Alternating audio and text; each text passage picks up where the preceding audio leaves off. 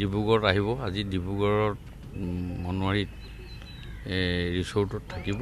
থাকি কাইলৈ ৰাতিপুৱা তেখেতে প্ৰথম ডিব্ৰুগড়ৰ আমাৰ যি ডিব্ৰুগড় বিধানসভাৰ চৌহদ তাত শিলান্যাস কৰিব আৰু তাৰ লগে লগে আমাৰ যিটো 700 কোটি টকাৰ আমাৰ যিটো ৱাটাৰ মেনেজমেণ্ট প্ৰগ্ৰেম আছে ৱাটাৰ ৰিচোৰ্চ ডিপাৰ্টমেণ্টত সেইটোকো কৰিব আৰু ডিব্ৰুগড়ৰ এই ঐতিহাসিক 5000 কেপাচিটিৰ যিটো আউটডোৰ ষ্টেডিয়াম এই ষ্টেডিয়ামটোৰ প্ৰথম পৰ্যায়ত শুভাৰম্ভ কৰিব আৰু দ্বিতীয় পৰ্যায়ৰ শিলান্যাসো হ'ব।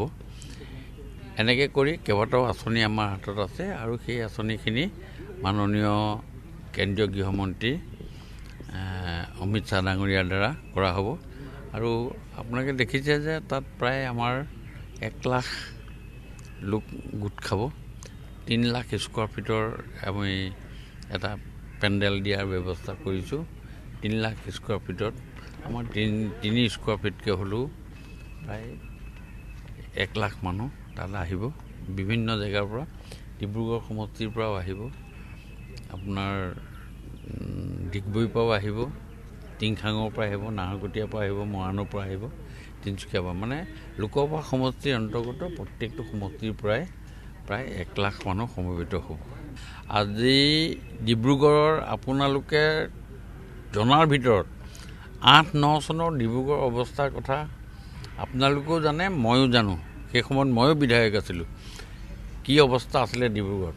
এটা সময়ত অসম মেডিকেল কলেজত 15 দিনলৈকে এক্সৰে মেচিন নোহোৱাকৈ চলি আছিলে।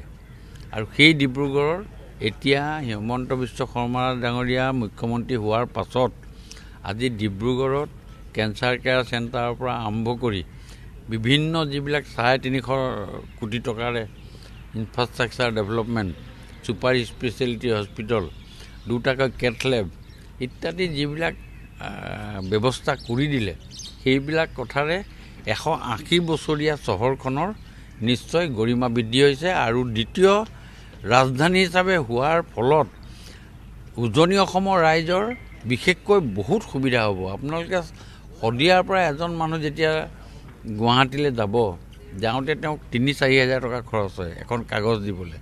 কিন্তু এতিয়া ৰাতিপুৱা 7টা বজাত ওলাই আহি 2টা বজাত ঘূৰি গৈ ভাত খাব পৰা ব্যৱস্থা হ'ব, কাৰণ চিঠিখন আমাৰ ডিব্ৰুগড়তে হ'ব। উজনি অসমৰ কাম প্ৰায়বিলাক ইয়াতে চোৱা হ'ব।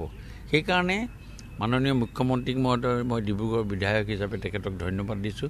আৰু মই কৈছোঁ যে এইটো এটা ঐতিহাসিক কথা হৈছে যে ডিব্ৰুগড়খনক দ্বিতীয় ৰাজধানী হিচাপে লোৱাৰ কাৰণে। ডিব্ৰুগড় বিধানসভা অধিৱেশন হ'ব, MLA কোৱাৰ্টাৰ হ'ব। চৌহদটোত মানে আপোনালোকে দেখিছে, কাইলৈ আপোনালোকে দেখিব, মেপতো দেখিব গোটেইখিনি বস্তু যে চৌহদটো হ'ব। আৰু 2 বছৰৰ ভিতৰত এই 300 কোটি টকাৰ আমি কাম সম্পূৰ্ণ কৰি বিধানসভা পতাৰ কাৰণে আমি ব্যৱস্থা কৰোঁ। 2টা ছেশ্যন আমাৰ বিধানসভা ইয়াত হ'ব।